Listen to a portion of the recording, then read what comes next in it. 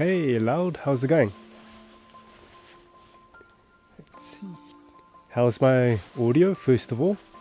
The music's volume and my volume? Let's do a sound check.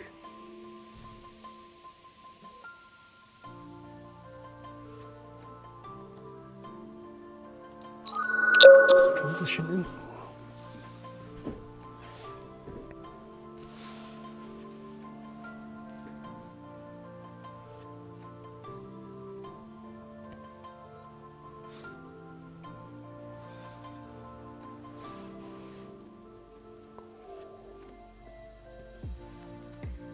Can you hear me, by the way? Just want to check. Hope I don't screw up any settings. Hey, Noe Luke, happy birthday! How are you guys doing?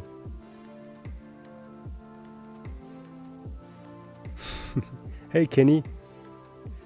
Yeah, I hope you guys are not load shedded and using like your mobile network to watch this. Yeah, yo. Stage 6, eh? Okay, so just want to check, sound check. Music volume's good. My volume's alright. Is either one that's too loud that needs adjusting? Let me know.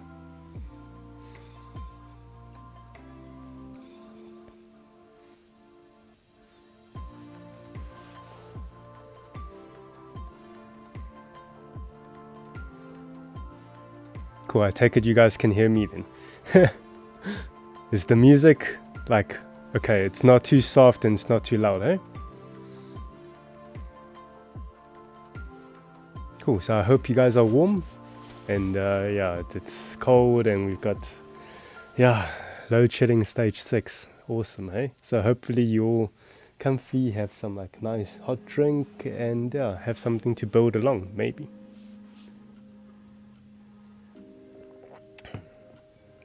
Okay, without further ado, I'm really excited to finally get into my first HG Kyoukai Senki kit, the Brady Hound Brad exclusive. Woo!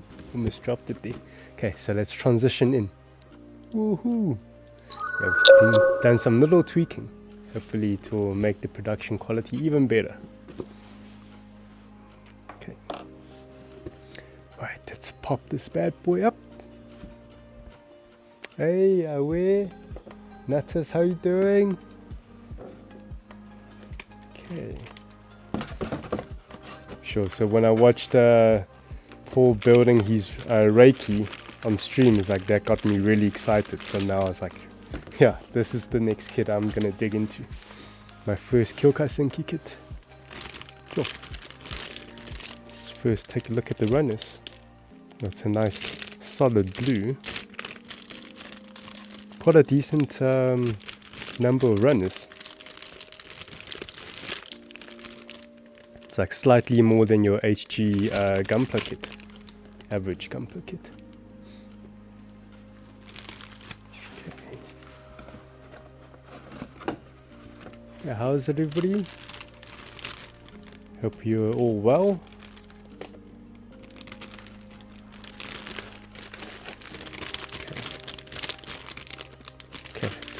Rip open these, well, not rip open, but get into these runner bags.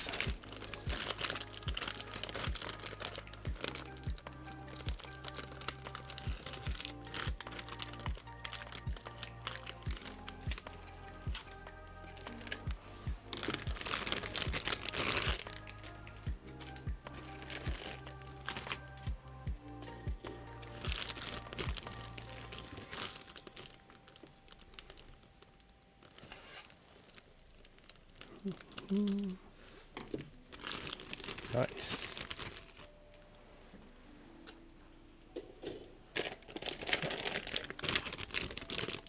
Hey, build force in the house. Yeah, guys, let's make the best we can with all the SCOM's bad news.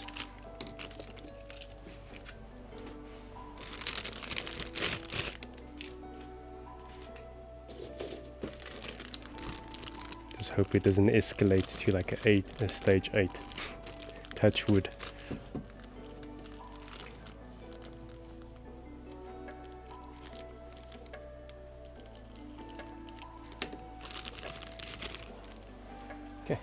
That's all the runners.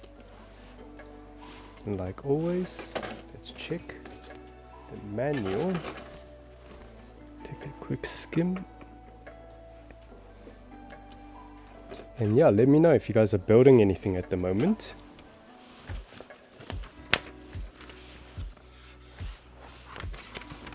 And let me know if you're building or working on our kits together.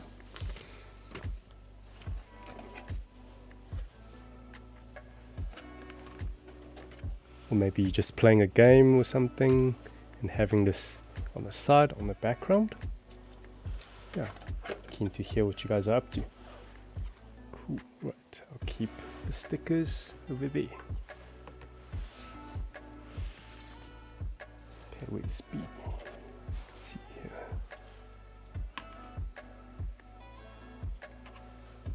This one is B1. B2.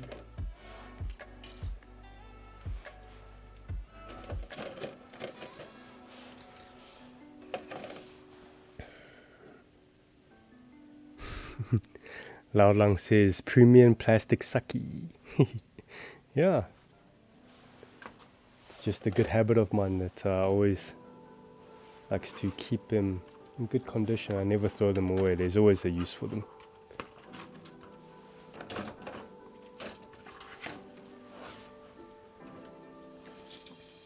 C1, C2.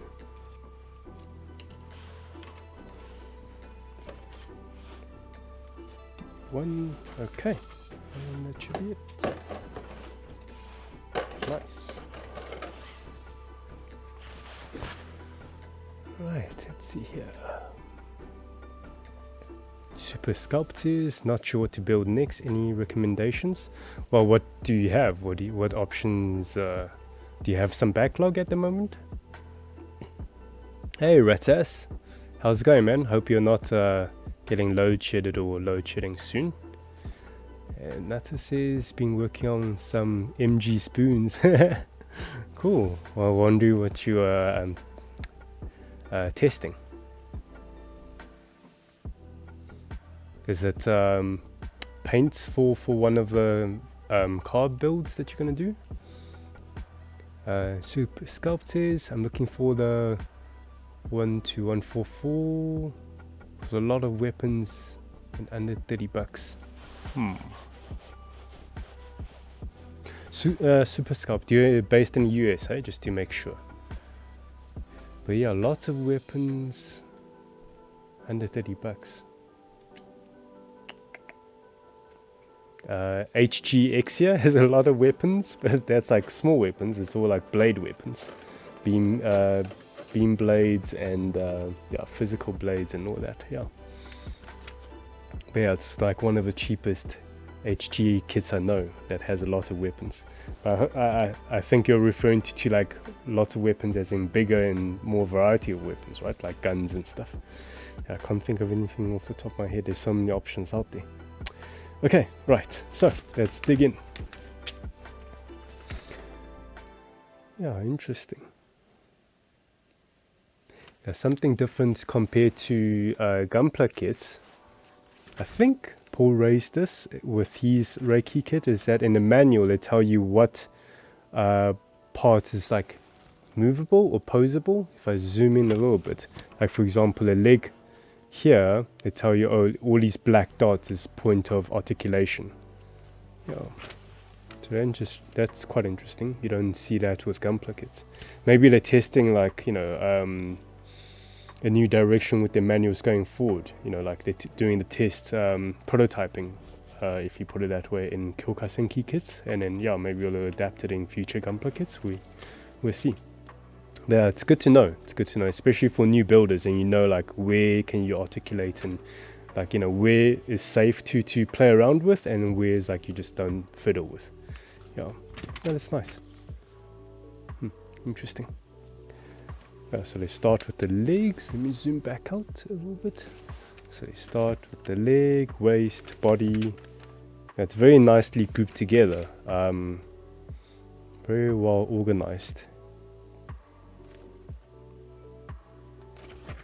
Yeah, cool. So I can almost like do it in the order I want, if they're all grouped nicely. So if that's the case, maybe I'll start with the body. Right, let's check the chat quick.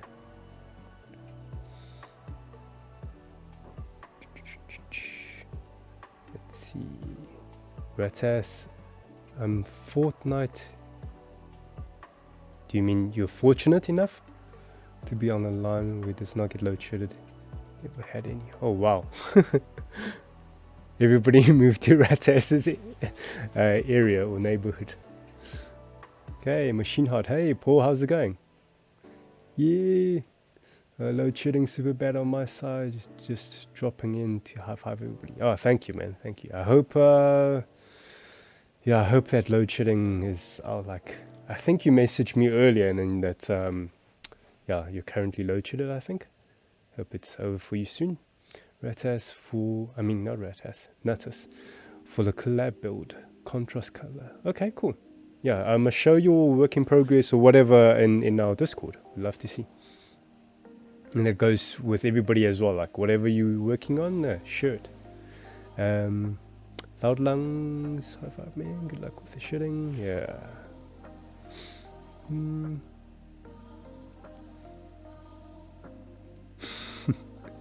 Funny enough, I haven't been load shedded in my area for quite some time. I think they did an update with like the schedule or something, and maybe there's this glitch in the system. Hopefully Escom's not watching the stream. It's like, wait, what? He's not getting load shedded anymore? Let's double check his area. Yeah. Super Sculpt. I'm going to take a try with 3D printing. Going to make a scooter for my HG kits. That sounds interesting. A scooter. Hey Ratas, yeah, next week you're building your first kit. Yay, I wonder what that is.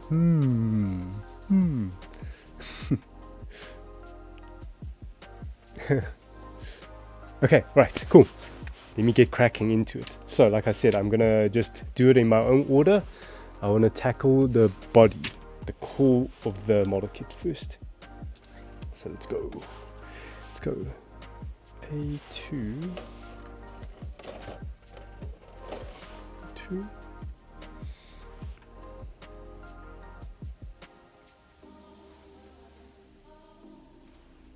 me just organize the manual to be a bit smaller. Kind of feels a bit claustrophobic on my work area here. Let me just see if I can make some more space. Come on. There you go. Here you go.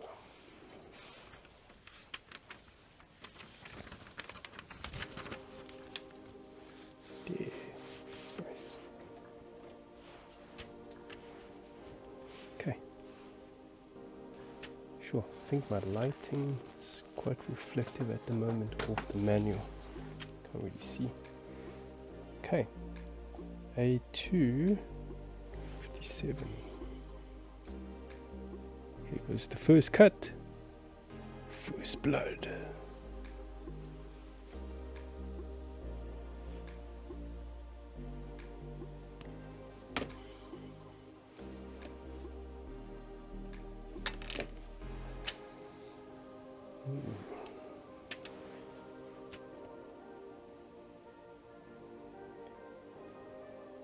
So yeah, one thing I want to check with you guys is that what is it? What was I going to say? Sure, like again, I'm I feel like I'm rusty again, like where I can't multitask. Wait, okay, so A110. Let me just get that first. A110. 10. Okay.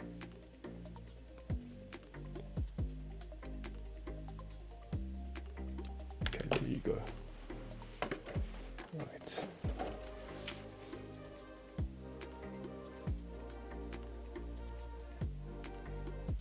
Yeah. So I wanted to ask, in the podcast last week, we talked about like speculations on the next. Well, yeah, on the next MG version Katoki kit for the 20th anniversary. So you guys, I think some of you guys joined the podcast and like gave us kind of your almost like your wish list kind of thing. But now, is there a current version Katoki kit that you guys want to build? Like, have you built any? And which ones have you built? And if you haven't built one, like which one would you want to be your first version Katoki kit? Yeah. Okay, A2. Again.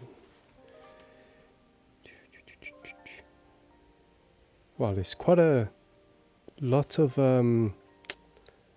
part count to this Kyoukai Senki kit. Like even on a small runner like this, I see numbers going up to like 67.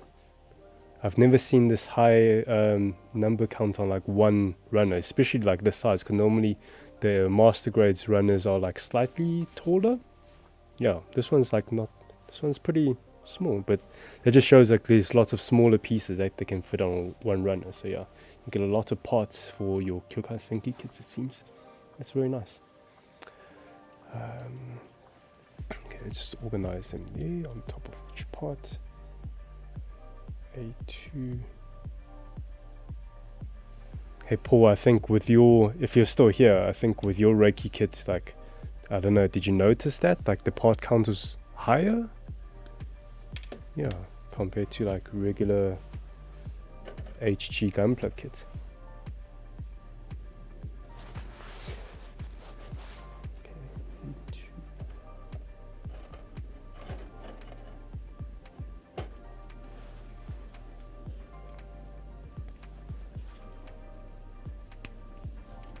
Okay, get this part off and I'll check the chat.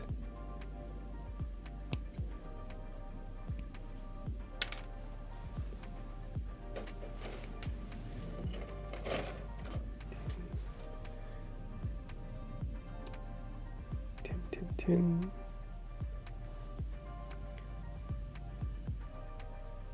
There you go.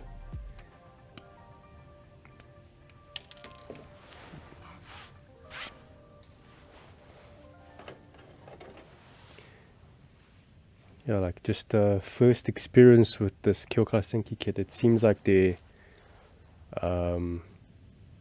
parts, what's it?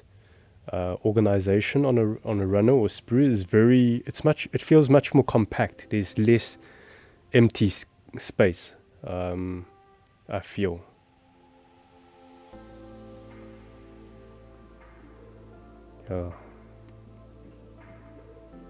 Like I haven't even started building the kit, but even just from the runner, how it's organized, it's like, it feels like it's like a Bandai's passion project.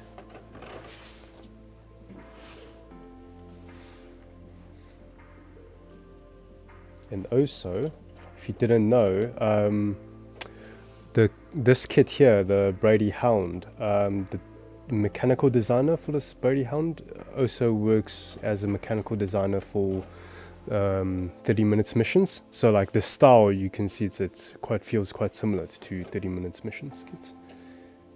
Yeah. A2. 65 here.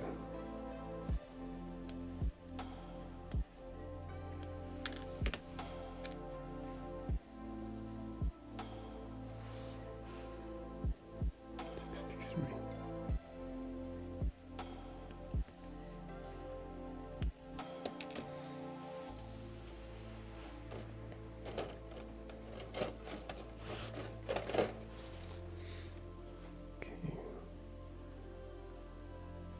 16.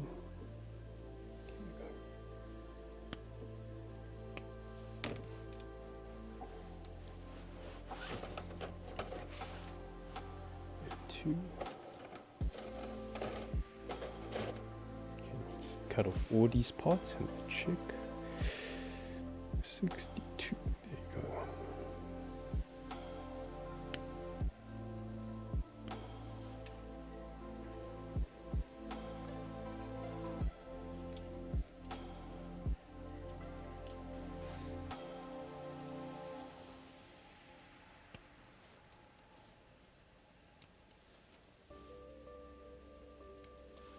Yeah, so as I cut off a part, I like to put it right by where where it shows it in the manual, just so that I don't have to go hunting, looking for the part later. 58. It's this one.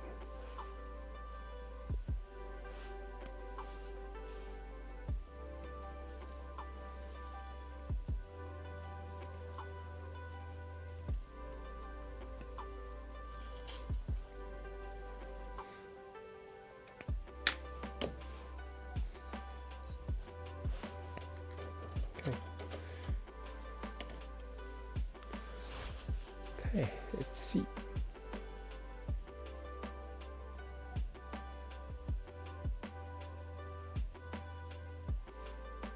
Rates, yeah, thanks again for helping me with that one, Jeff. You helped me a lot.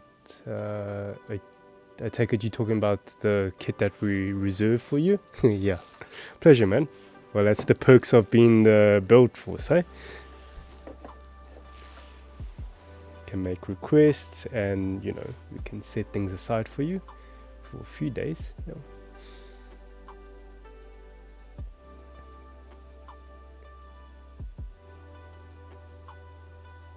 But as I started watching this anime, this kit is from today. Oh, okay, cool. I think they just wrapped up with season 2. I need to catch up on season 2. The only version Katoki kit I know is the MG New Gundam. I would say that's the one. Yeah, that's a very solid kit. Yeah.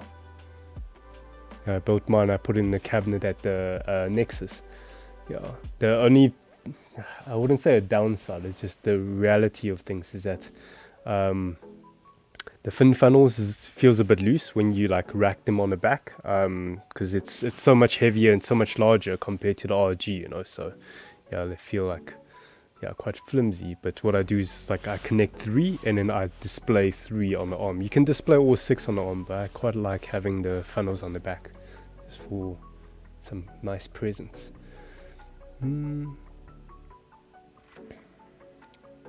Ratters, sure, we'll do. Got 2 more mixes I want to test out still. Great, yeah. Let's see the spoon tests. Hey Lindsay, how's it going? Yay. Hope you're not load-shedded or getting load-shedded soon. Ratters, looks like RX-7 won the poll. Yay. So you know which one to build next. I'm not gonna lie, the 86 one, but yeah. Okay. Right, cool, let's continue. So, let's clean up some nub marks. Let's zoom in a little bit.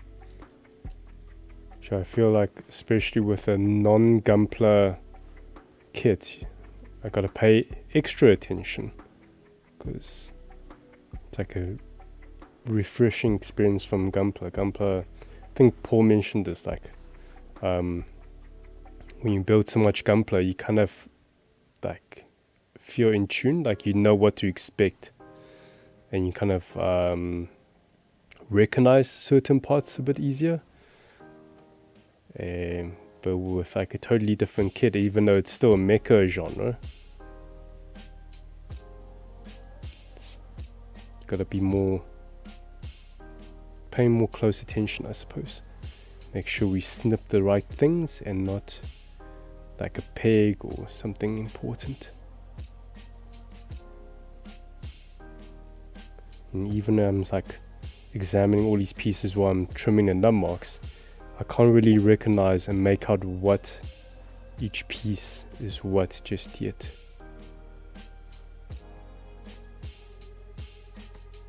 And yeah, that's why it's great. Like Bandai makes variety of kits, you know, like when you feel like you want something new from Gunpla, there's the other model kits to try out.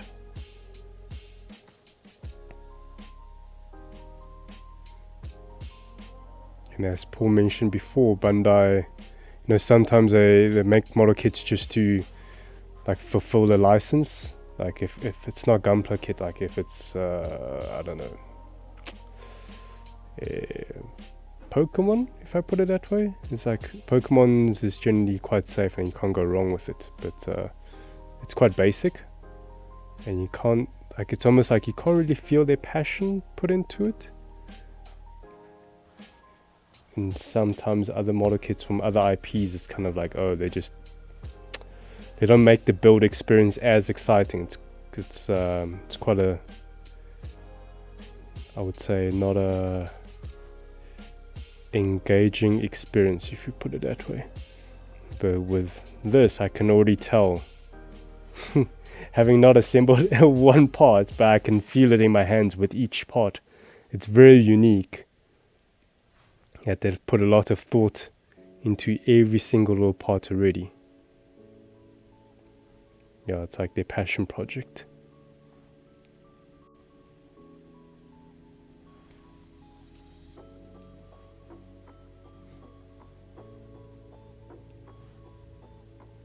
I hope the team that worked on this kit, or yeah, this whole series kits, will adapt some of their techniques and thinking into future Gunpla kits. That'd be great.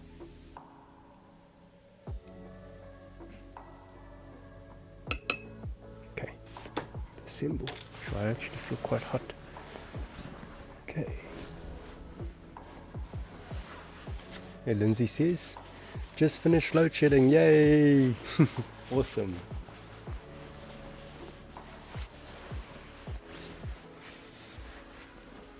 Okay. Hey, No Sleep Shogun is here. How's it? How's it going, man?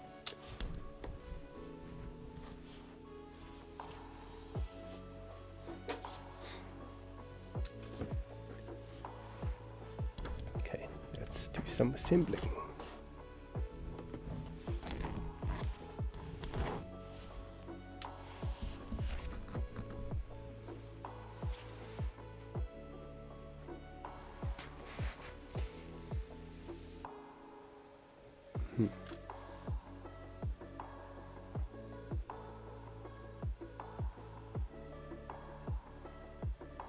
Okay.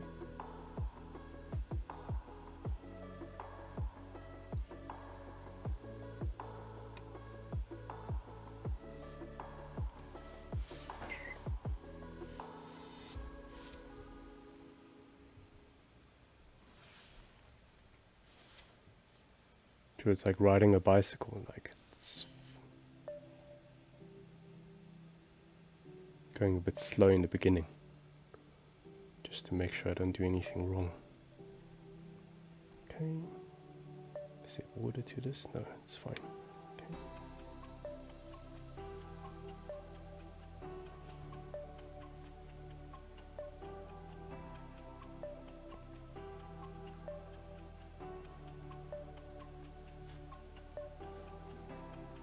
Alright.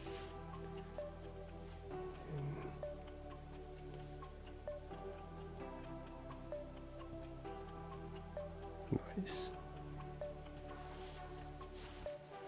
Okay, got that one part. Now the other side will be much quicker. Hopefully I don't go too quick and I make a mistake somewhere.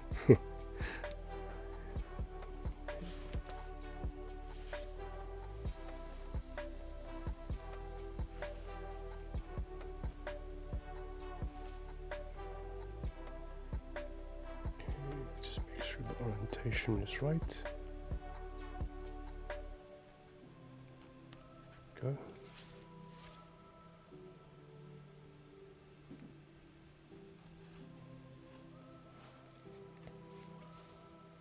And like that.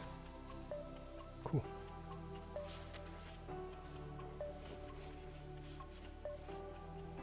What? So this piece goes into this part.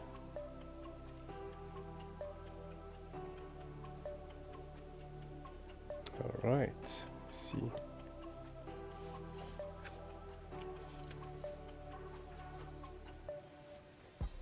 I think what I enjoy about building model kits is kind of makes me feel smart in a way. When I figure it's not like difficult to begin with, like they're designed to be, well, especially Bandai's kits, they make it really user friendly, but it's like a big brain moment where I understand what I'm building, especially.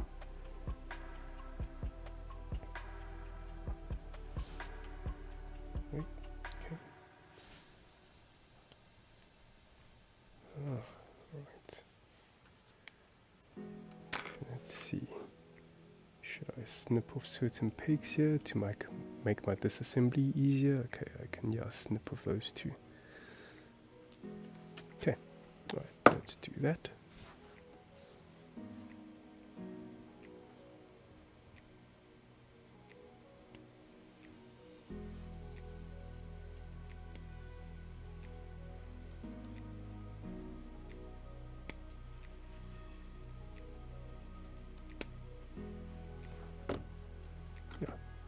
So as you can see, I've trimmed off the pegs in an angle, so it becomes much shorter and makes my disassembling process much easier and quicker. When I get to paint it. Okay, this side as well, there's some pegs I can trim. These more pegs.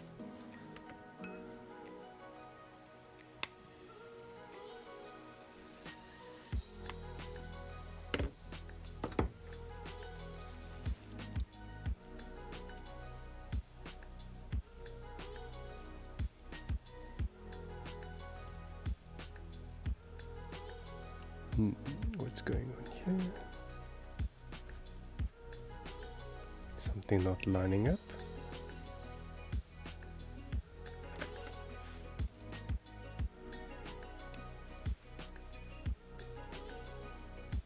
Sometimes when you trim the pegs, it kind of deforms it a bit, so it doesn't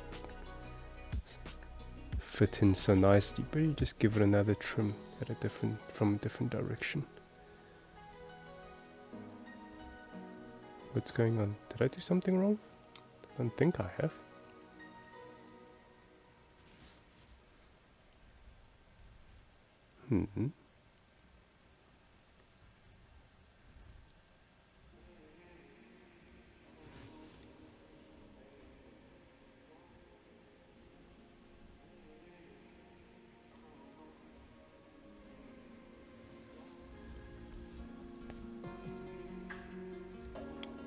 Okay, there you go.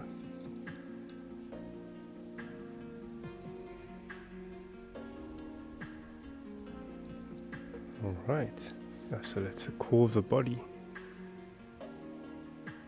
So it's got like a kind of a, well, at the moment for the body there's a inner frame. That's pretty nice. So it's not just like hollow shell as much. Okay, let's see.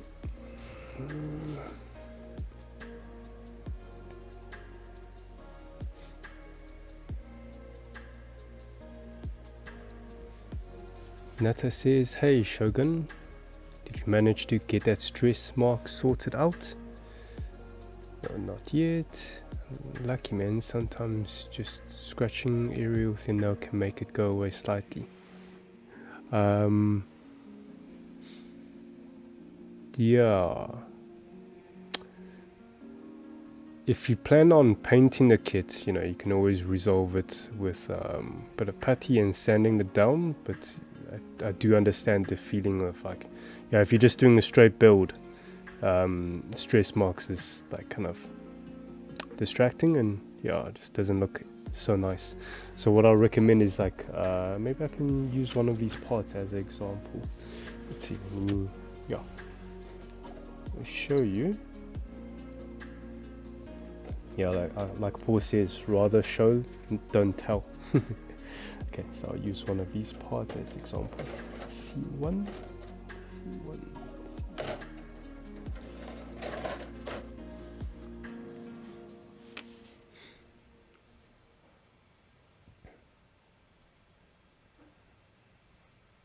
C110.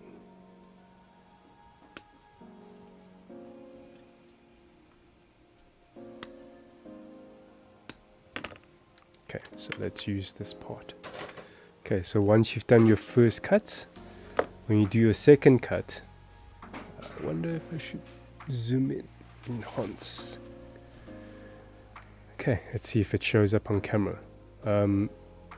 So instead of going like really flat against the cut, you know, especially if you're using, if you're using like entry nippers, because the blade is not as sharp as other premium nippers, you know, when you do your second cut that's close, you might stress it. Let's do it close, and then okay, I don't really get much stress mark, but they just pretend there is a stress mark, and then that's not ideal. So what you can do is that when you do a cut, instead of being flashed against the piece, have it flushed, and then pull like not even 1 millimeter away when you do the final cut.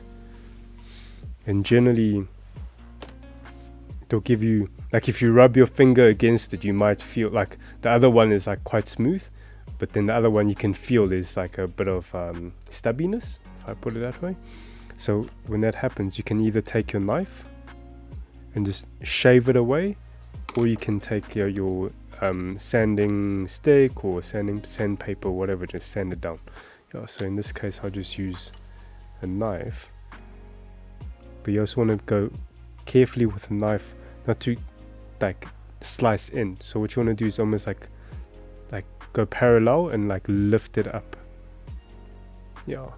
That's how you can avoid stress mark, by trimming a bit further away. Like even these nubs, I can, instead of trimming away with the nippers, because it's gonna like crush around that plastic, and that's how it causes a stress mark. So instead of using that, if you don't mind taking your time, you can take a nice, make sure your knife is sharp, and just slowly just give it a slice.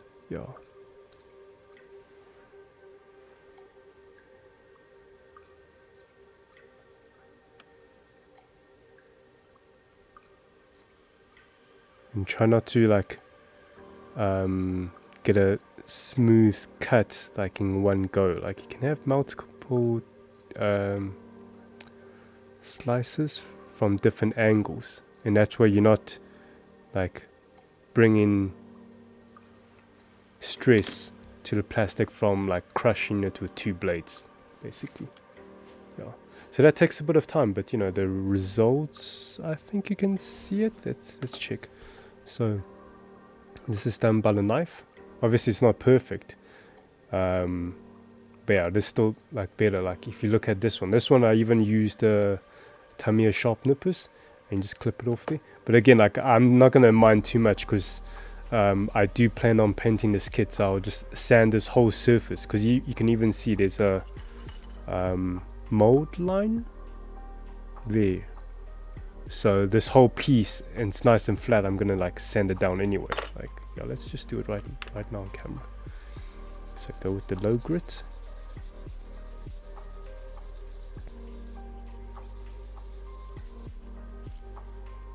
Okay.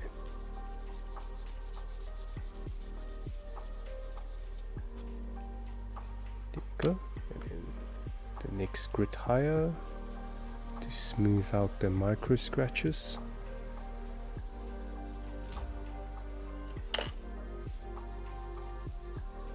And then the highest grit from Bandai's sanding sticks here.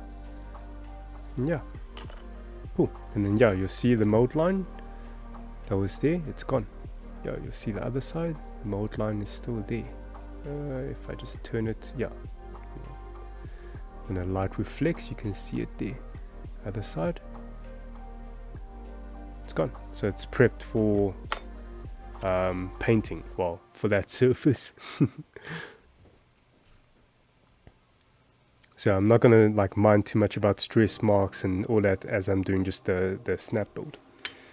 But yeah, for people who's not planning to paint, you know, if you put in just a bit of extra effort and time, it will make the end result look much even better. Much even better? Even better. Okay, A2 60. Let's zoom back out.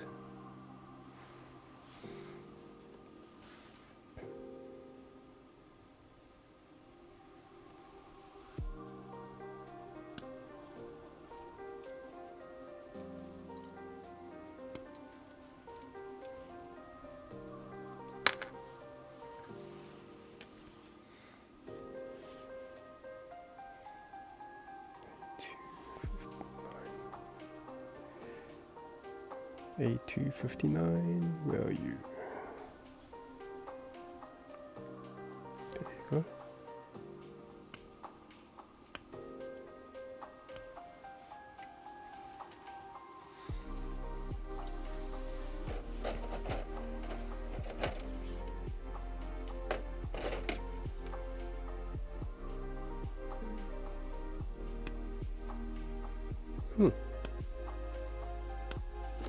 I think I just noticed something quite clever that they've done. Yeah. Okay, I think I'll show it on camera. Yeah, again, so like I'm quite like I'm seeing quite new techniques from these Kyoukai Senki kits already. So if we zoom in, this part here, that's like the waist unit, and what they show here, it's like the exact same parts. So basically there's two A runners, so like there's the A115 and the other side is also A115. So I've never seen that before, because normally let's say like waist units is like one side will be like, let's say part 13 and part 14, and the reason for two different pieces, it's like mirrored, but they needed to be two separate pieces is because one generally has one side has the female holes and the other side has the male pegs that comes together. But to do that, you basically in their molding process, they need to make two like individual. It's like they look. How do I put it? It's like mirrored, so it's not identical. And it's because of the male pegs and the female holes, there can't be two identical pieces. But what they've done here is that the halves, it's like one's on this runner and the other one's on the other runner. So it's like they make one mold and they just reprint it like twice. And how this works is that if I zoom back in now, it's quite clever, because normally you'll see like, for example, if this is the one half, it will all have female holes and the other side has only male pegs. But what they've done is they've done both, and because it's mirrored, when you turn them in like this, the male pegs from this side goes into the female holes, and it's like, yeah, it's really clever. Yeah, I'm really amazed by what Bandai's putting into these kits here. I've never seen that. Maybe if you guys have noticed it in Bandai's other kits, yeah, let me know. But yeah, this is my first time seeing something like this. It's like the little attention to detail, you know, it surprises me. They didn't have to do that, but yeah.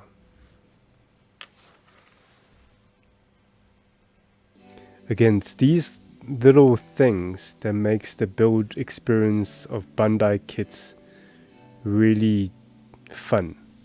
Like building joy, right? It's like you as a builder, you start to, it's not just like you following a manual and you don't really know what's going on. You just like, oh, it comes together, you can kind of make sense of it. But these little attentions, like even the placements of pegs, and wholes. Like it makes you understand how all these things come together. That's why I really feel like model kits, like from Bandai especially, they feel like educational toys almost. It's like if kids built these things to train their spatial thinking. So like if, for example, if they want to go into 3D modeling for games or architects or whatever, it's to be able to think in 3D is very helpful in industries like that.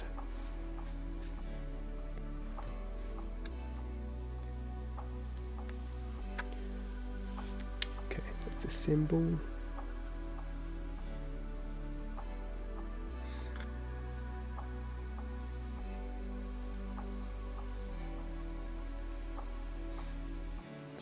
One goal of mine is that when we get stable supply of kits, I want to go into schools and just let a whole class of kids build like a simple, like a integrate kit or something that doesn't need tools or something, and just so that they can experience. It's not just building your own toy, but it's really like unlocks their imagination, unlocks their mind. How I feel.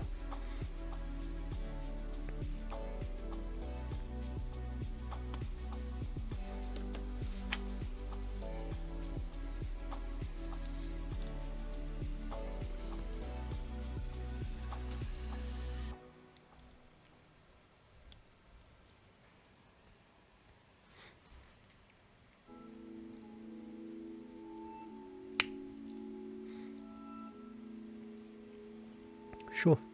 Cool. Yeah, like I can see it's not new, but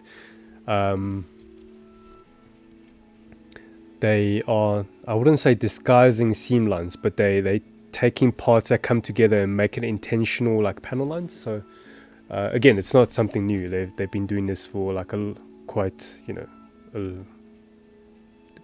few years already. Well, not even few years, quite a long time.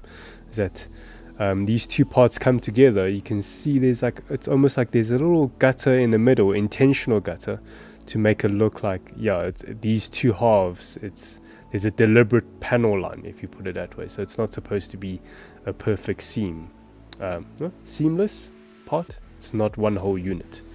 Yeah, so that way you don't need to like cement it and remove it. You leave it there as intentional panel line details. Yeah, very cool.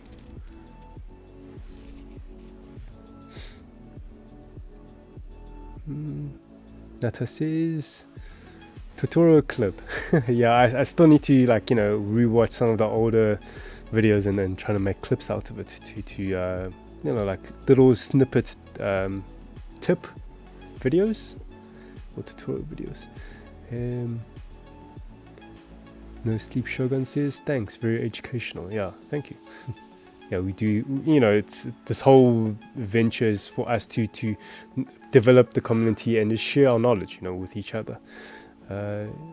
GPT Gunpla say paint tips. Hopefully I can give more paint tips once I get back into painting. I just need to, there's so many backlog of projects to I still need to like sand, nub marks, and prep them for painting. Ratas, I've learned something now. Okay, not sure exactly what that something is, but yeah, I've been showing quite a bit, so it's hopefully they come in handy with your own builds when you start your first one. Danny boy, Zeta, hey, how's it going? Hello everybody, sorry I'm late. No worries. Okay, right, let's continue.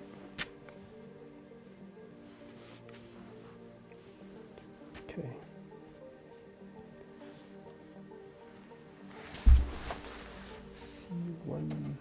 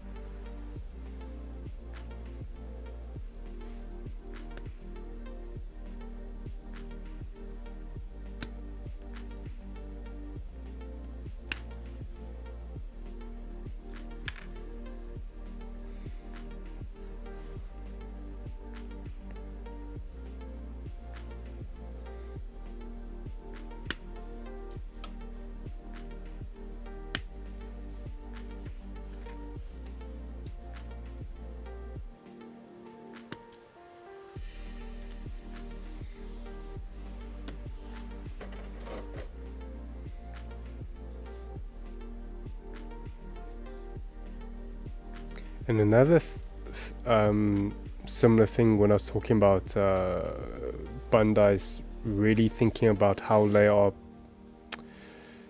designing the molds and the placement of the molds, is that here's another example, is that both of this is the C runners, like C1 and C2, but what you can see is that C that here it's identical. So it's almost like they make one big mold, that what they can do is they can close the, like there's gates to injecting the plastic. So they make, like from their mold, they make this one.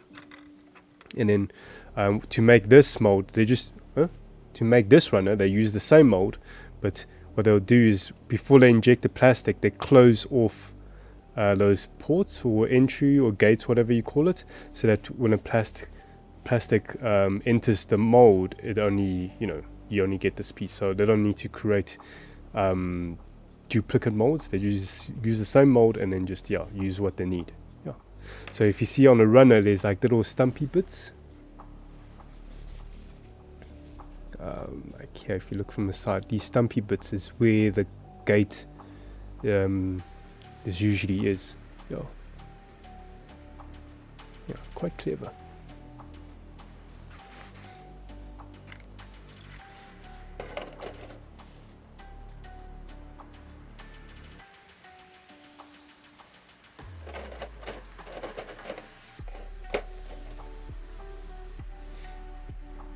So building these model kits will help you get into these kind of plastic injection kind of industry, right? Notice maybe you can enlighten me there. But I feel it's like skills and knowledge that you can take into your career depending on what career path you do. B1 14.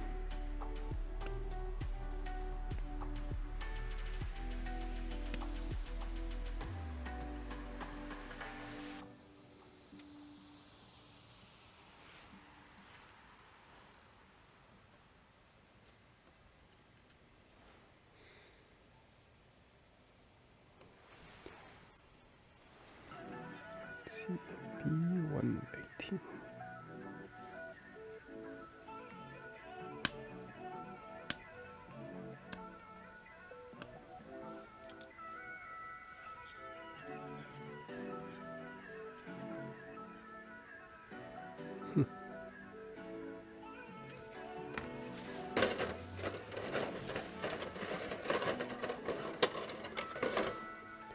A27.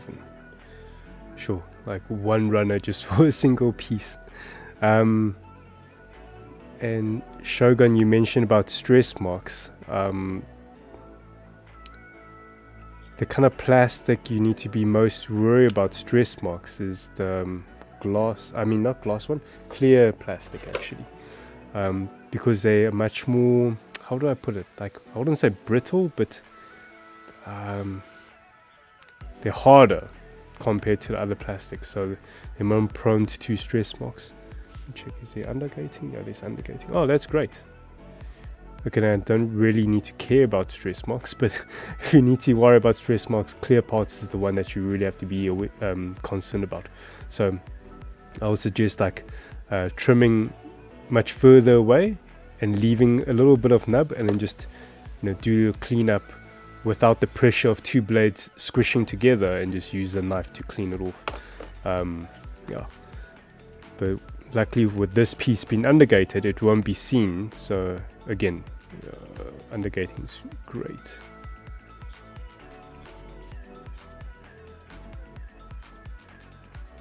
Just be careful here.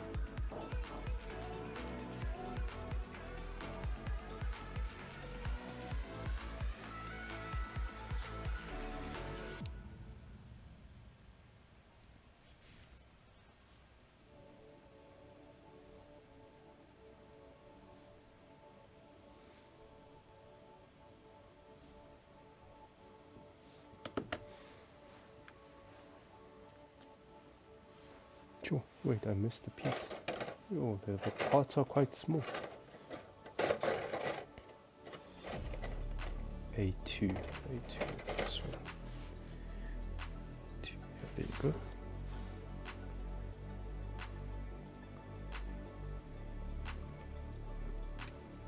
Like some of these parts are like the size of parts that you expect in RG kits. It almost doesn't, like, sometimes it doesn't feel like I'm building a high grade kit, because yeah, they're very detailed.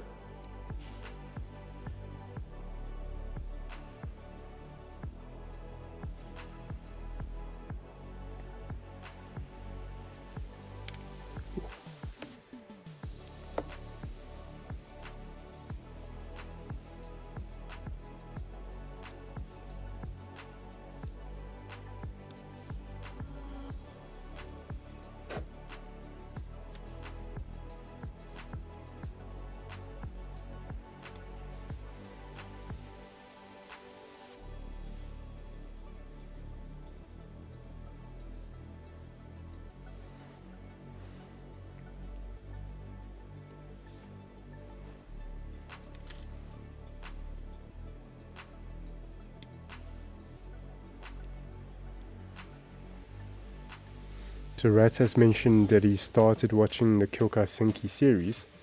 Has anybody else watched this series? Like, I've watched season 1 a few months back, and season 2 like started in April and just finished, like, I think this week. So I think I'm gonna catch up on season 2. I don't know if there's a continuation to the story, but yeah. Hopefully they will, then they'll continue making some great kits.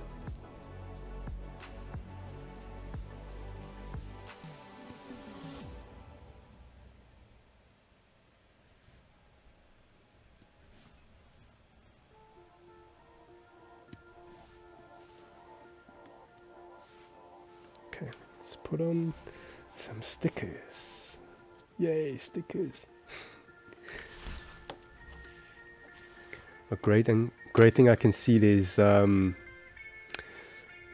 how do I put it, like lots of color correctional stickers. It's purely just like full of cameras, so that's great.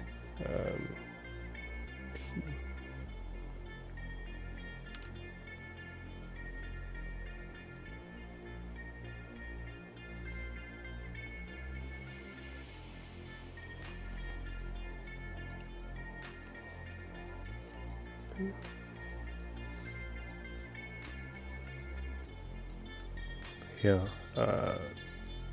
I'm intending to paint this kit one day, so I'm not gonna fuss too much. These stickers will be removed when I gotta prep for painting anyway. But yeah, it's nice to have these stickers on in the meantime. It's nice for presentation, especially for the eyes. The foil stickers reflect the lights very nicely.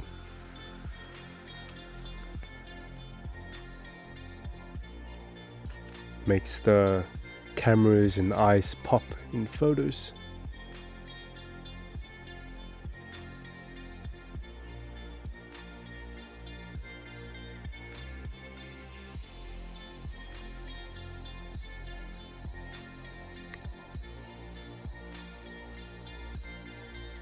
Yeah, post some stuff for the socials.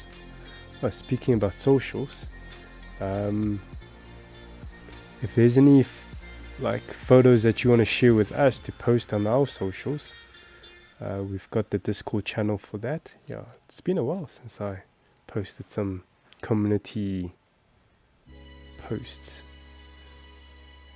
So if you guys have anything to share with us, that'll be great. It shows the world that our South African Gunpla community is growing nicely.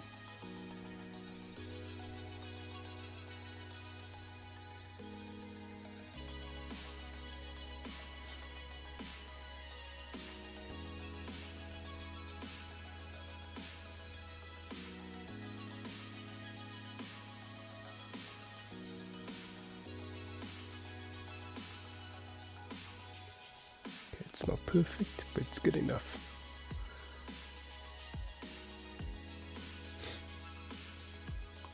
Oh, cute.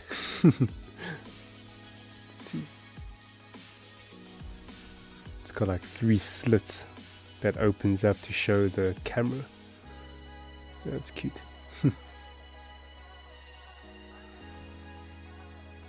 I keep wanting to sneeze, but it doesn't want to come. Okay, so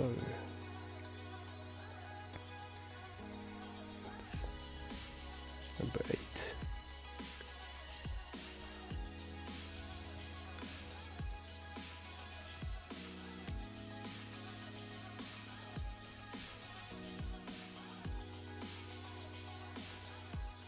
It's quite tricky to hold. Here's another trick.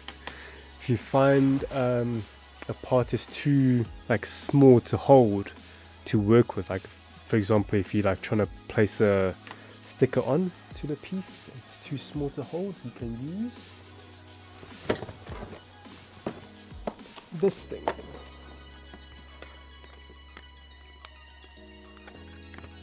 Here you go. You can use press stick, or as they call it in other countries, like in US, blue tack.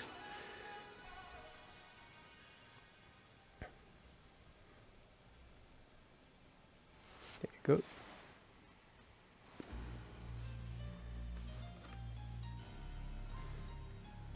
There you go, much easier. Do I have the orientation right, or is it this way? Yeah. Yeah, it's a very slight curved sticker. Gotta be very mindful about it.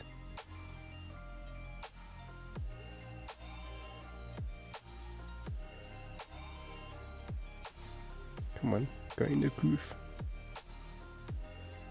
Like, no, I don't want to go in. Come on. There you go.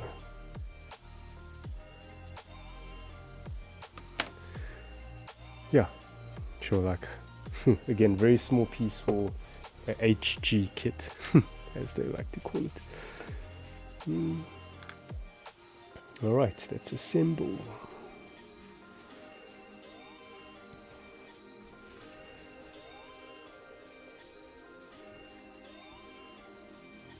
Oh wait, I missed a piece. Go.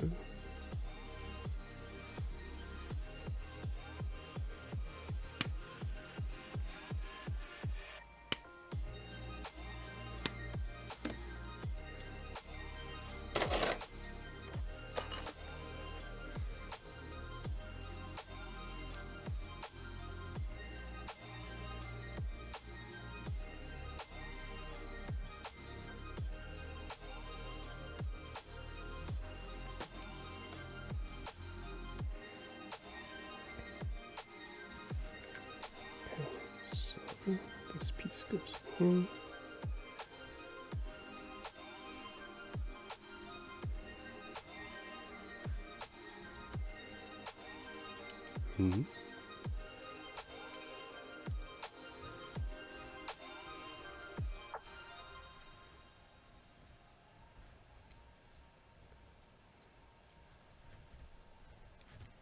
I feel like, do I need to push harder so it clicks?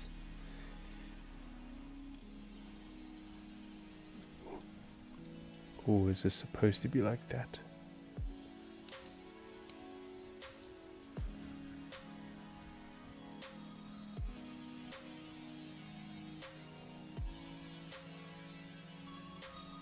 Okay,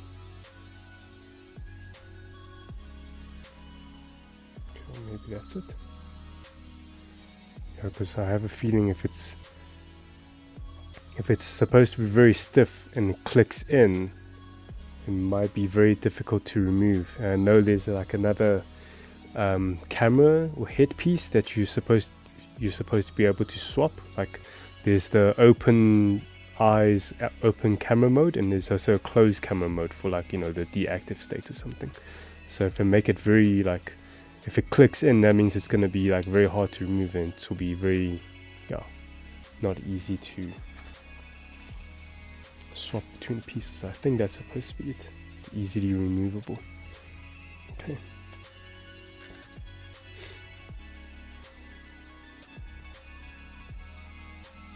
Okay.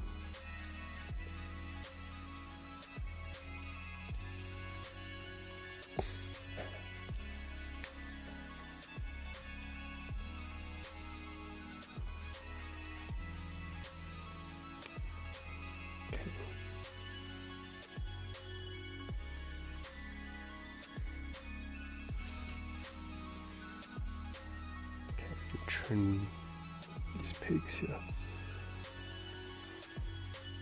So I think the big pegs I'm gonna leave as is, but I'm gonna trim the smaller ones.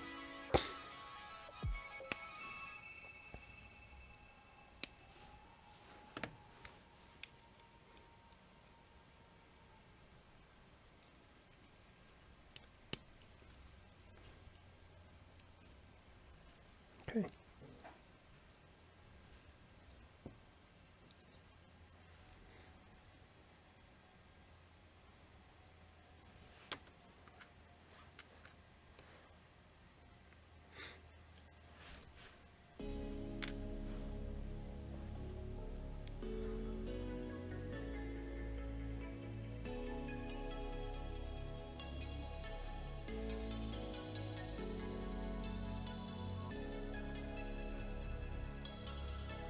Let me see. If I put it in, I'm just thinking about how difficult would it be for me to remove it. So I see there's like gaps by the neck, so I can actually just push it out from under.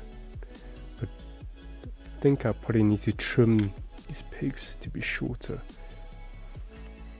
Because having it so long, I feel like they could snap if I try to remove it. Go. I hope I haven't trimmed too much that they just pop off.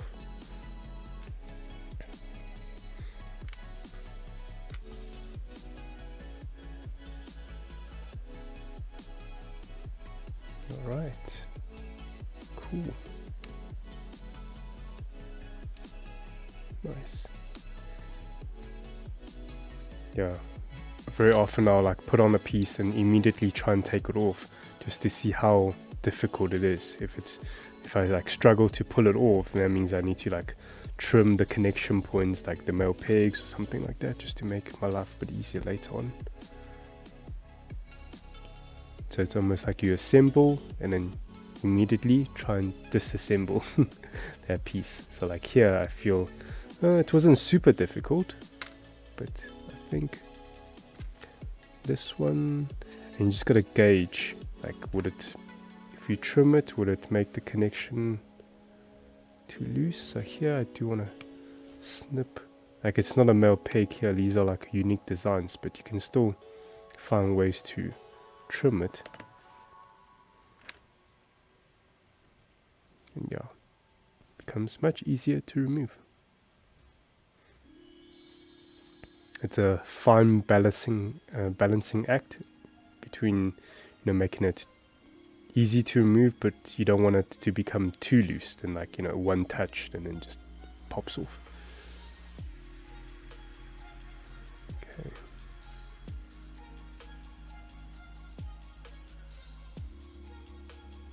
Nice. Cool, very unique looking head. I've never seen a mecha's head quite like this. Right, is that the body done? I think that's the body. Yeah. Okay, let's check the chat.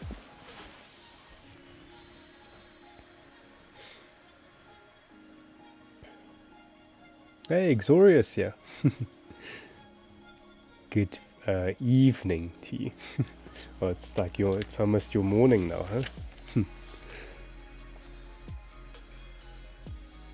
Lindsay says, yep, enjoying it. Okay, I take it you're talking about watching Kyoukai Senki? Yeah.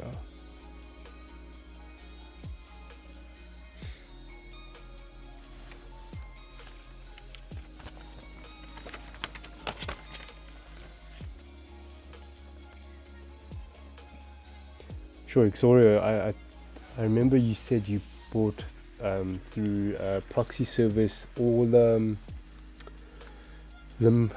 not limited edition, the exclusive new Gundam kits.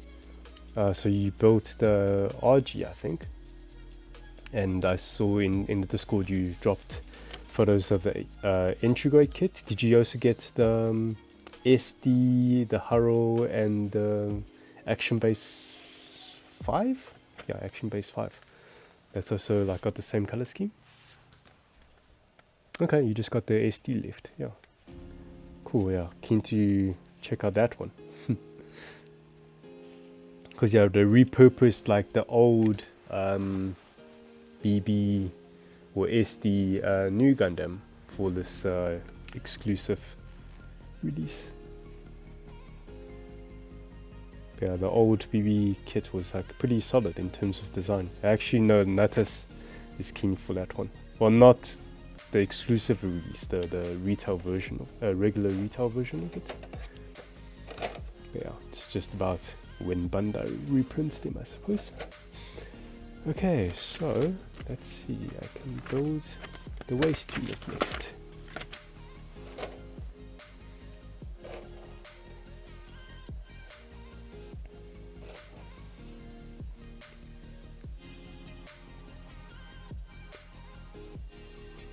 Okay, so I think today's mission will be just finishing the body and the waist, and I'm going to call it a night.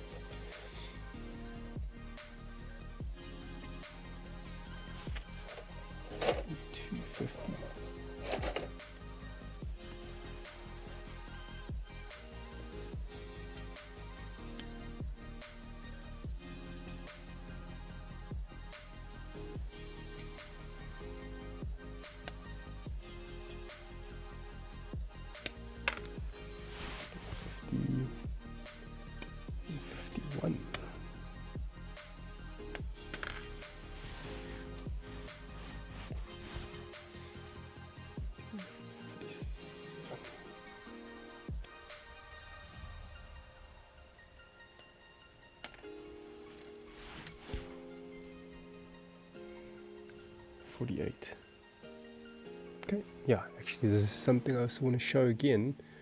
I think I mentioned it before. Just zoom all the way in. Okay, so this piece for the waist. So I've mentioned very briefly before that if before you just start snipping the parts off, I would recommend paying attention to the size of the gates. So you can see the ones on the side here is pretty thin, and the one on the back is like thicker. So what I'll recommend is cutting the thinner ones first, then go up to the thicker ones. I think there's two reasons why I like to do it. Is that the one is to Frozen. Oh, thank you for the follow. I was saying is one is for structural integrity, because if you cut the thinner ones last, like let's say you cut the bigger ones, the ones with the thinner gates might not be strong enough to support the piece, and they might just pop off. And the second thing, yeah, is if you cut like thicker ones, generally you find like really thick ones, and when you cut through them, it creates like a shock wave. It shocks the whole entire like piece. So when it happens, it might shock the very tiny gate and just like pops off, which is I suppose okay, but I prefer just making sure I cut it with a bit of excess, because generally when the piece pops off, especially by the thin gates, it pops off right at the piece, so you don't get a chance to do cleanup work. But then again, like if you look at this piece, you don't really need to be concerned too much, because this is full waist unit, so you can see it's also board joints, which means like there's going to be other pieces that connects to it and cover it. So if there's any imperfection to like the gate gouging in or the nub gouging into the piece, it's not going to be seen anyway. But I think it's just a good habit to have. Yeah, and I talk all about that, and I trim the smaller gates first. I think I was doing that just out of demonstration purposes, but yeah, trying to do it the other way. Okay, bring it back to center of the frame.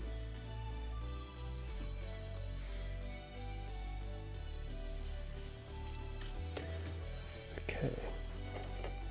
Yeah, so how's it going? De Frozon? I hope I pronounced that correctly.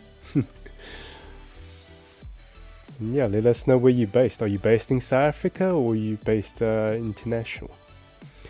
You're saying use sanding sticks to remove the gates? Yeah, I do have sanding sticks. If I just zoom back out, I've got these ones from Bandai. They're just 3 grits, but I also have like other sanding sticks as well. But for me, I don't remove gates or nub marks in my straight assembling process. I do the cleaning up when I'm like prepping for painting. Yeah, because if I do that on stream, it's just gonna take too long. Yeah, people don't want to see, you know, sanding action, I suppose.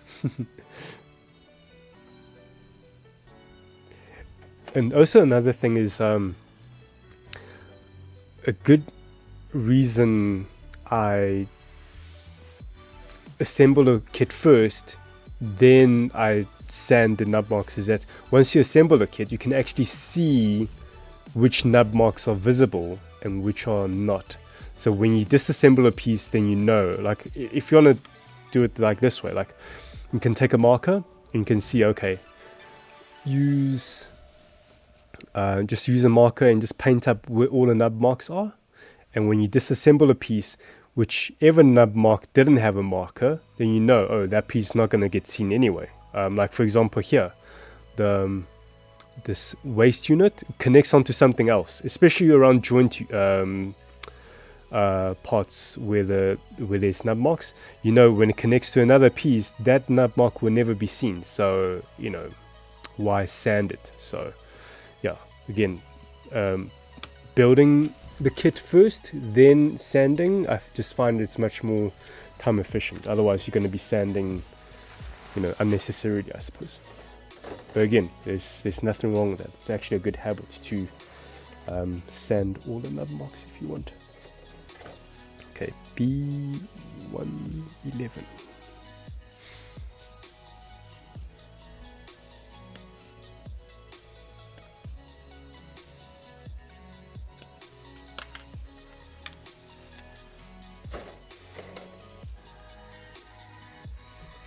You can teach how to remove the gate. Are you talking about the nubs?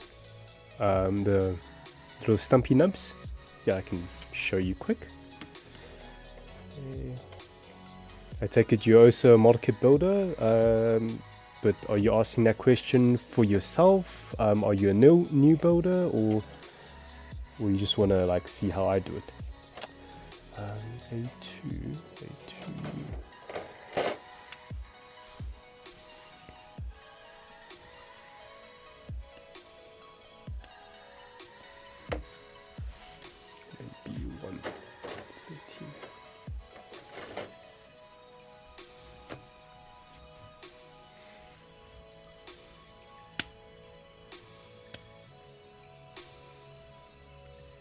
Okay, you're a new builder.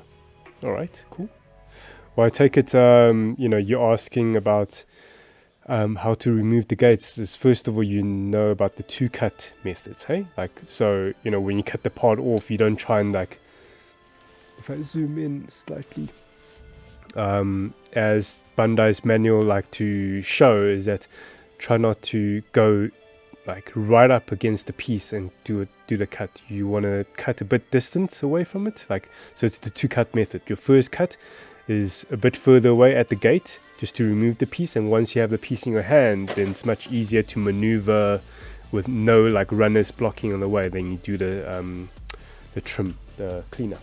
Yeah, so I'll show that. So I take it you know that first. Okay, so is there any other parts that I need? Yeah, I just want to cut off all the parts that I need for the waste, and then I'll do the cleanup. P1 10.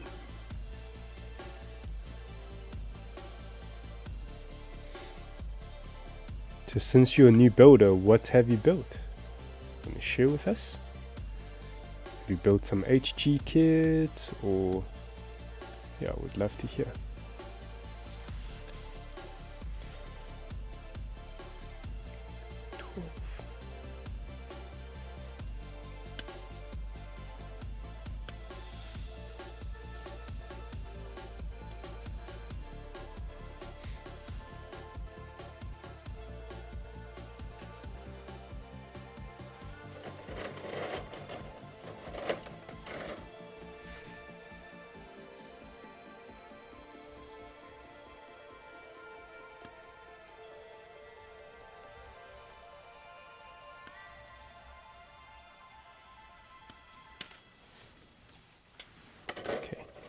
just A117. 17.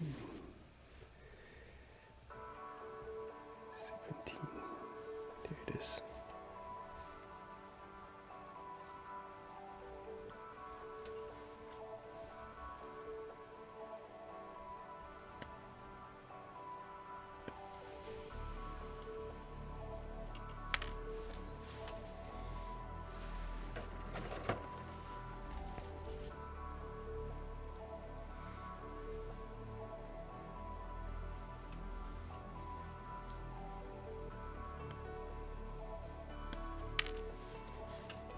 Right, let's do some cleanup.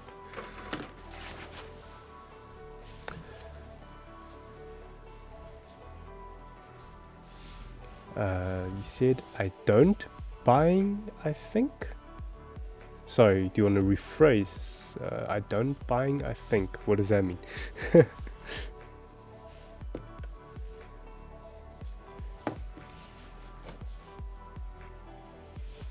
Okay, so about the trimming of the gates or nubs, or just the excess plastic. So once you've done your first cut, with your second cut, pretty easy, just go flushed. But what I like to do is I like to go from two different angles.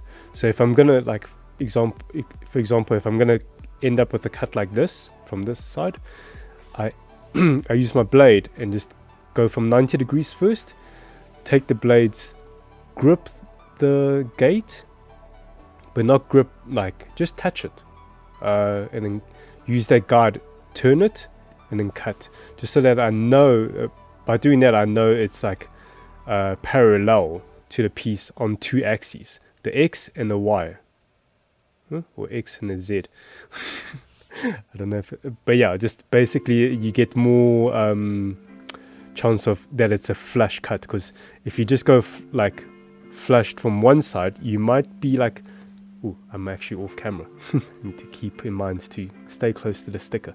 So for example, this gate here or nub, if you just have your blade on one side, but what if you're actually like lifting, like, or angling the blade like off like this, so you might like visually look, oh, it's like flushed. But if you're not feeling the blades, like both of the blades on either side, and sometimes you don't have like a surface for you to feel if you're like flat against it or not. Like for example, this piece, there's only one half, so the other half is just like there's empty space there. So what I like to do is, that's why you come in from two angles, the first one, and then you rotate to the angle that you're going to cut at. Then that way you know it's flushed. Yeah. And it's very quick. It's not like a slow process, like, oh, I need to like make sure it's super correct, then you turn it slowly, like you can feel it. Maybe in the beginning you just need to go a bit slow, and then you can feel it with your blade. Like it's almost like you want to extend your nervous system beyond your fingertips, like you extend your nervous system to the blades. It probably sounds very cheesy, but like it becomes very it's an extension of your body. Yeah. See, so it's a very quick process once you get the hang of it. But that's only if you're like super confident that you're doing alright. Like I think if you're multitasking, like let's say if you're building a kit while you're watching a show or something, then maybe don't go too mindless. Like just pay very close attention to what the blade is doing. And also, for example, like sometimes you can't always do that spinny thing. Like for example, this is a good piece to showcase because there's details jutting out, so I can't like start on this side and then turn it, because you can't, there's parts blocking. So you just gotta be mindful and feel the blade, like reposition the blade just to see, okay, like is this flat against the piece, or you turn it a little bit more, then you can like, yeah, really feel like you're parallel against the piece, then you take that cut. And also before you cut, just make sure, is there undergating? You can always refer to the manual. If there's undergating, in the manual they'll have like triangular point to where the undergate is. But yeah, so far I don't see any of these have undergate, so that's fine. Okay, make sure I'm in center of the frame.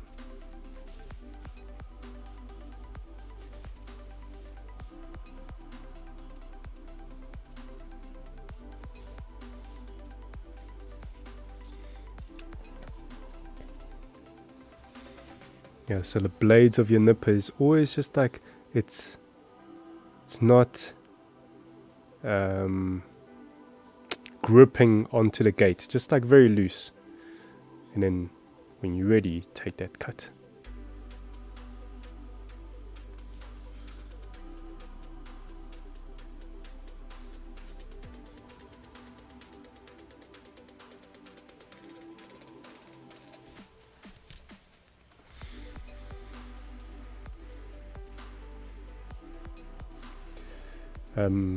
And especially if you're just a straight builder, like if you're not planning to paint your kits, take your time with your cuts, because they will show stress marks. Stress marks will show if you're not planning to paint. So the better your cut is, the less harsh the stress mark is. Okay, there's a part in the manual telling me to cut this extra little nubbies here. It's not a connection point to the runner, but just excess.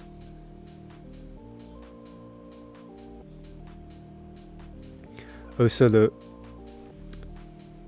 flatter your cuts, or like the more flush it is to the piece, the better it is for the fitting. Most times, if you feel if you look at your model kit after you assemble it, if you feel like certain parts, like there's gaps or just doesn't feel right, then most of the time is like maybe you didn't push the parts together like enough. Like maybe it can be pushed more and you just didn't.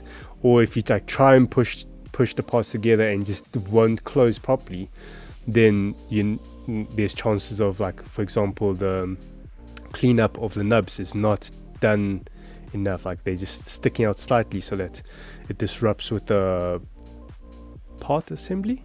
Yeah.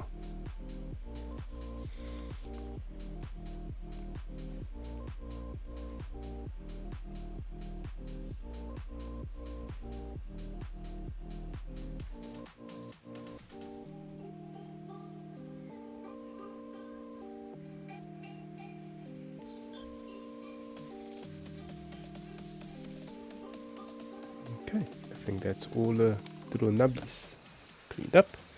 Okay, before I assemble, yeah, the last part for the day, let me just check out chat.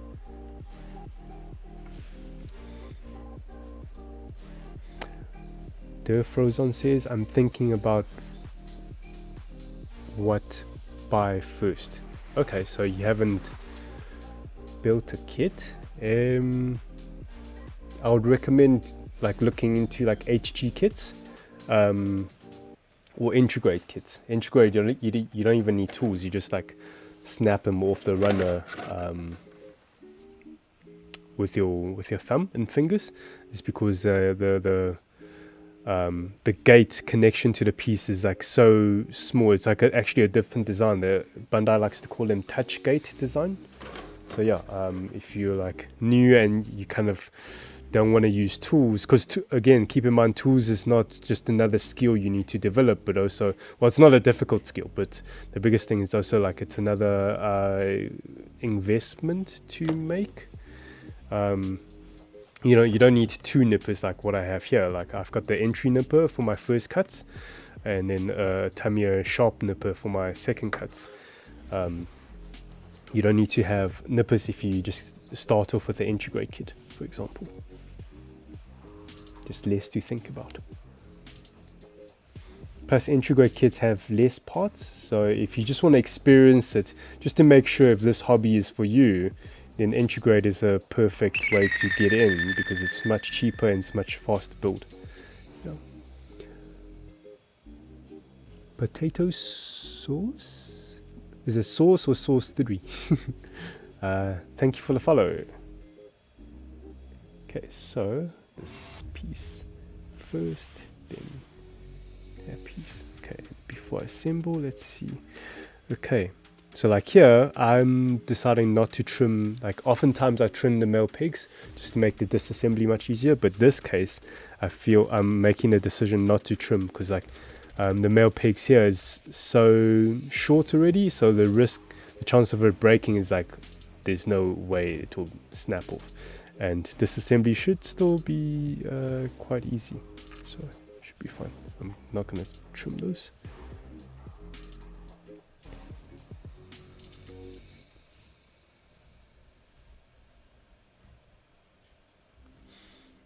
And then Nata says, Jeff is a new type. Oh, are you commenting about like extending your nerves to beyond just your fingertips, to have like, you know, become one, or extend your nerves to the blades or something like that. That cheesy stuff I said.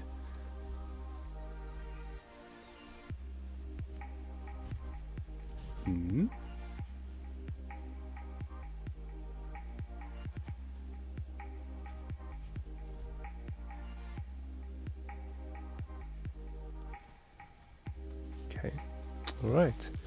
I think this could be a part that as a good example to what I talked about earlier. Like the part is not fitting flush. You can see there's a bit of gap there.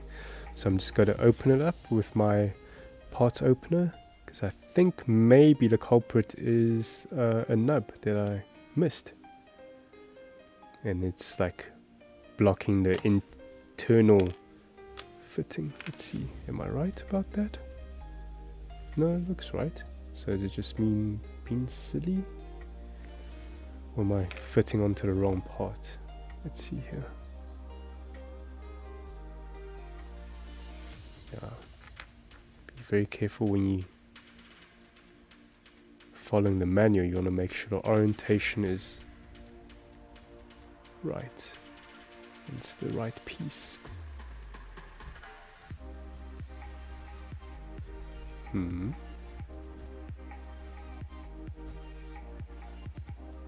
Yeah, what's going on here? Okay, I need to take a better look.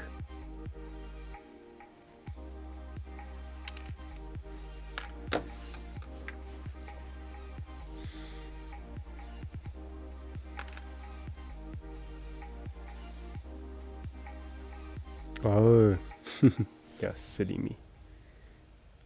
I assembled it in the wrong place.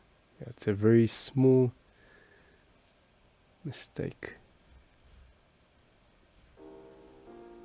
There you go. Yeah, that feels right. Okay. Then. Okay, let's see, before I assemble it, let's see how difficult it will be for me to remove it. Any part I should snip off.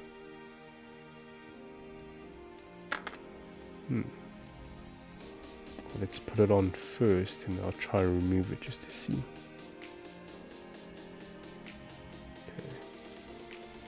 Okay, should be pretty easy to remove.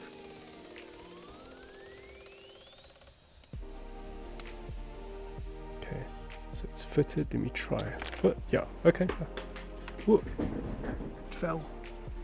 No, I can't see. I need some light. Oops.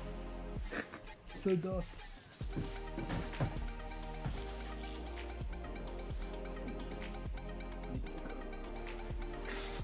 Oh.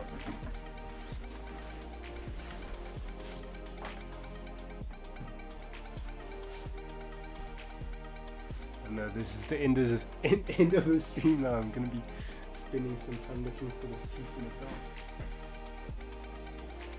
Okay, got it. There you go.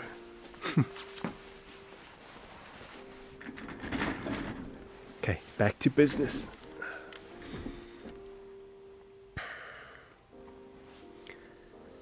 Okay, right. So assemble the back.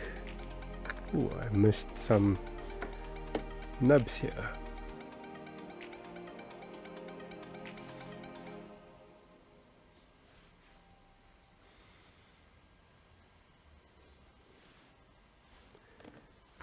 Okay, so have it like that.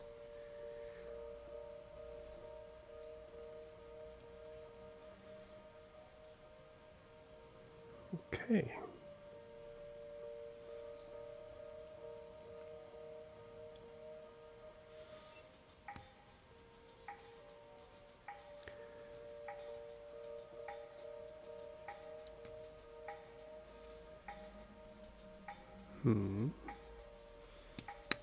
There you go. Nice click. Let me just try and see if I can remove it. Okay, this one feels a bit more difficult to remove. There you go. Just do it slow, nice and steady. There you go. Okay, good.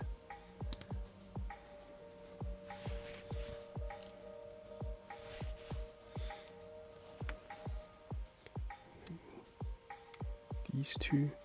Okay, so I have a feeling this one gonna be much harder to remove because there's no, like, you have to pry it from this piece here. So what I'll do to make my life easier with the removal process, let's see how I want to tackle it.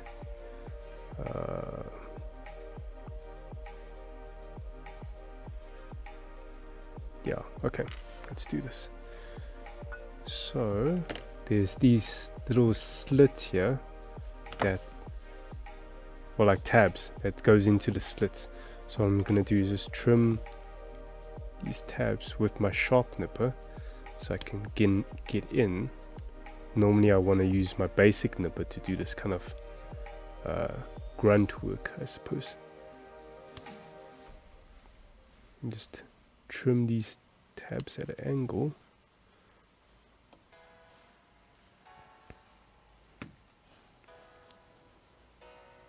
Just so that the two pieces come together with a slight loose connection.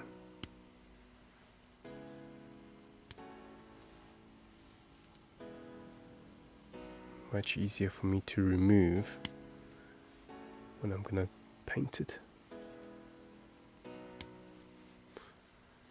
Okay, let's test it out.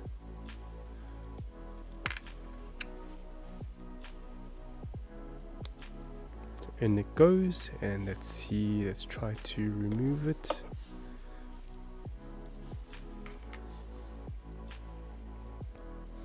Ooh, I feel a bit nervous using this part opener because it's like a steel blade basically. So I don't want to damage the plastic. So maybe I'll use another tool, maybe like a tweezer or something. Grip onto this.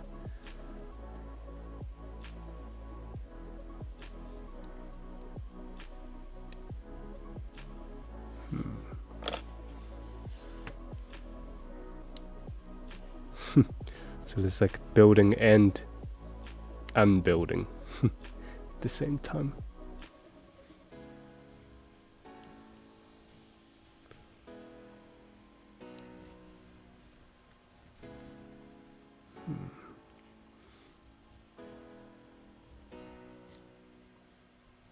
Yeah, because it would be great if I can remove this piece. Yeah, I don't have to do masking when I paint. There you go. Okay, just take a bit of time. There you go. There you go. Okay, cool. I think I can even trim more just to make my life much easier later.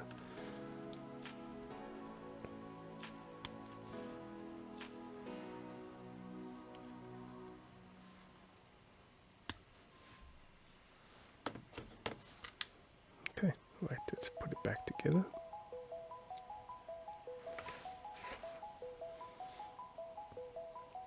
Yeah. Okay.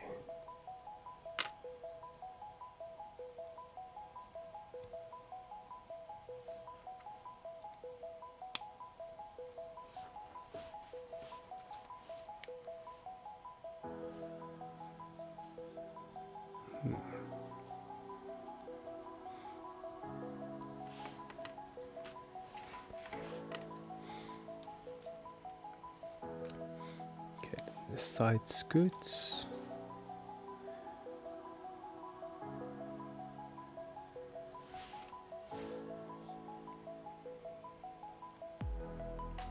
Just make sure the orientation is right.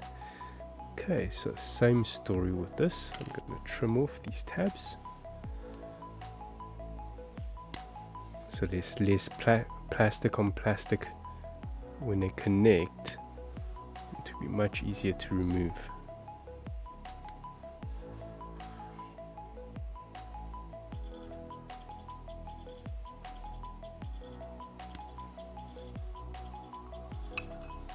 I wonder how many streamers do this kind of thing, like cut into the plastic connections and show how to disassemble the kit after it's been assembled. So here I'm gonna try and disassemble it through this space here. Yeah, easy, cool. Right, so that's good. I'm gonna do the same thing to the other side.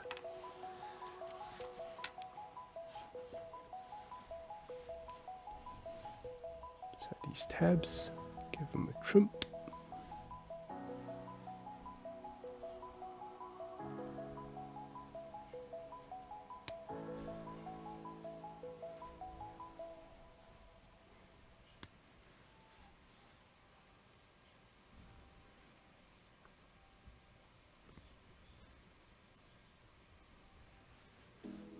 Okay,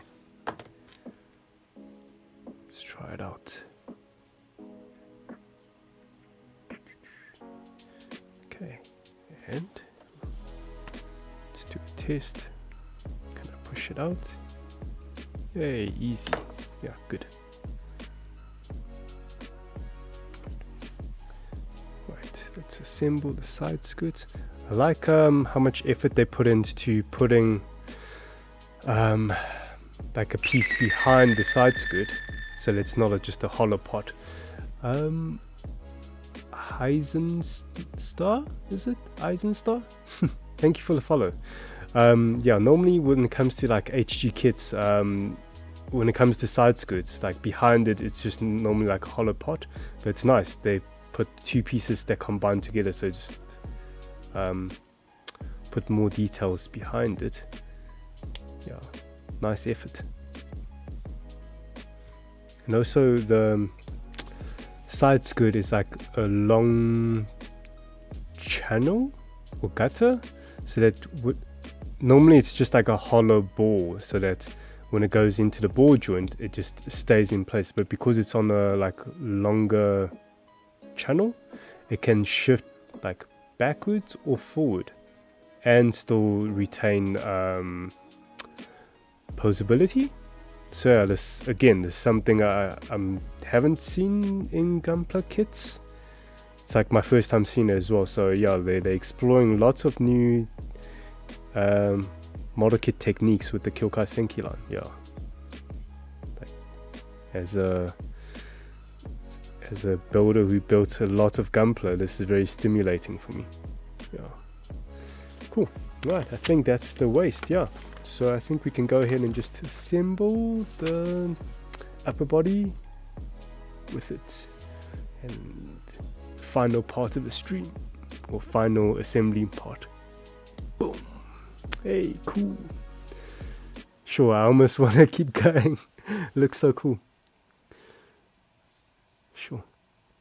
Yeah, it feels a bit skinny at the moment because there's actually more parts to the body on either side. Yeah, but yeah, I'm really impressed with like design and techniques that they've put into, well, this kit. But I've seen from like Paul's Reiki build as well. It also looks very refreshing take on their mecha model kits. Yeah, cool. Let's see the chat. The Frozon says, I see more photo in Instagram model with MG symbol. What is it? Okay, so MG is the master grade line, so it's the next step up from HG. The biggest difference is that scale is different. So HG Gunpla kits, they are scale 1 to 144, and MG kits is scale 1 to 100. So it's almost like double the size of HG kits, and they are much more detailed. They have internal frames, and they are better part separated, so they're more color accurate without the needing of stickers. Yeah, it's almost like if you're in this hobby, like how do I put it, like most of the people enjoy a Gunpla, they enjoy master grades, because yeah, they just much more engineered. But not to like say, oh, you know, then HG doesn't have a place. How do I put it? Like, sure, like me with articulating words on stream live is another thing. But yeah, like the great thing about HG kits is they're much more inexpensive, and there's a wider range. So you know, if there's a particular design that you like, and if you're trying to find a model kit for it, there's like there's almost like 100% chance you'll find it as a HG rather than an MG, because your MG takes like much longer time for Bandai to develop. They don't come out as frequently. Yeah, but yeah, MG kits is really good. But it depends on the time, I suppose. Yeah, because MG line's been going on for like probably 30 years around. So yeah, the older ones obviously it will show its age in terms of its engineering from back then. Eisensteer, I can't say I've ever seen a Gunpla stream. I look forward to this. Okay. Huh. I do know there's quite a few Twitch streamers that do Gunpla. Or even like PewDiePie, like the biggest YouTuber, he's done a Gunpla stream.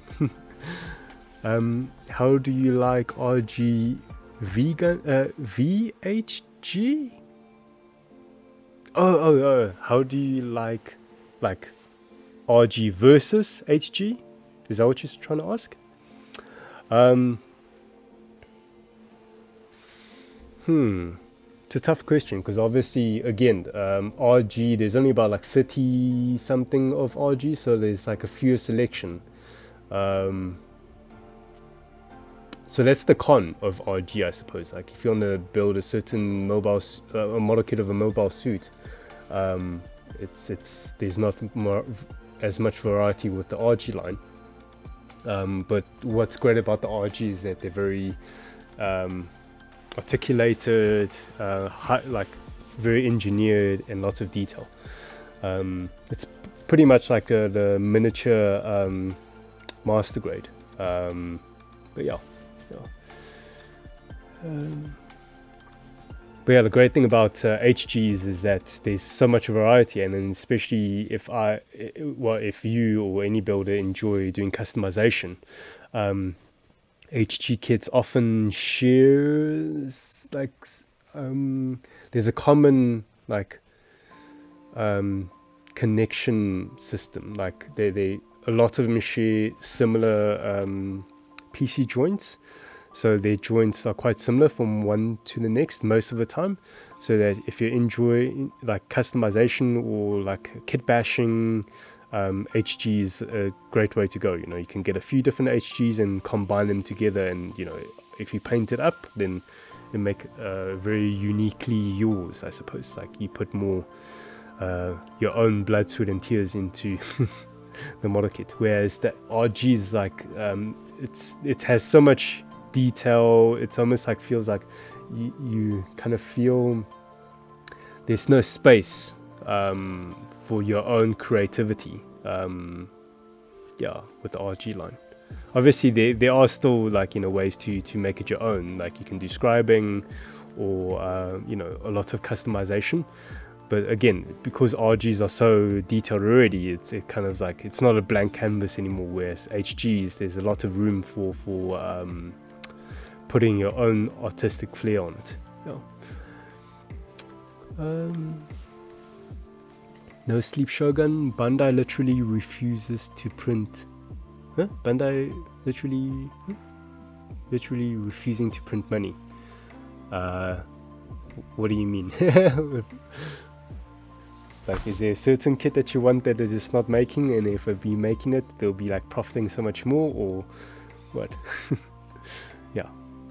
All right, cool. So I think I'm gonna do a bit of sign off. I'm gonna look for somebody to raid, and if you wanna like finishing up with the chat, yeah, go ahead. So in the meantime, let's see, let's go on to Twitch.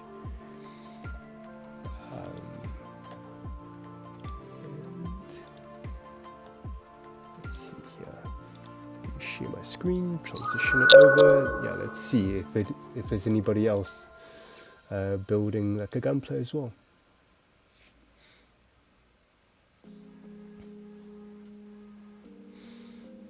Let's see. 3D printing, Lego.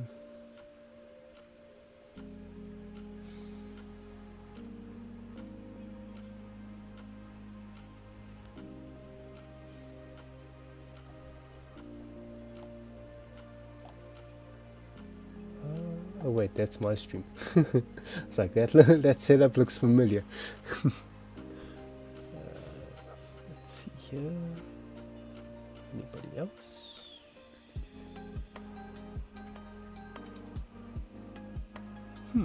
No Gunpla tonight. Well, let's look for like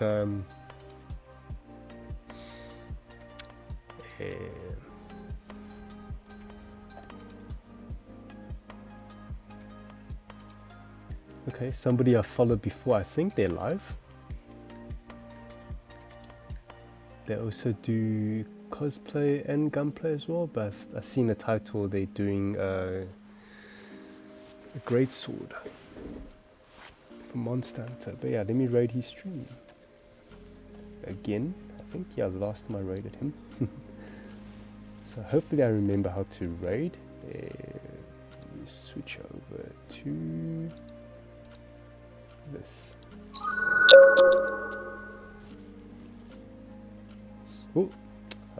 So it's, I think, /raid and just their username. But I think I got a raid and then end the stream. So yeah,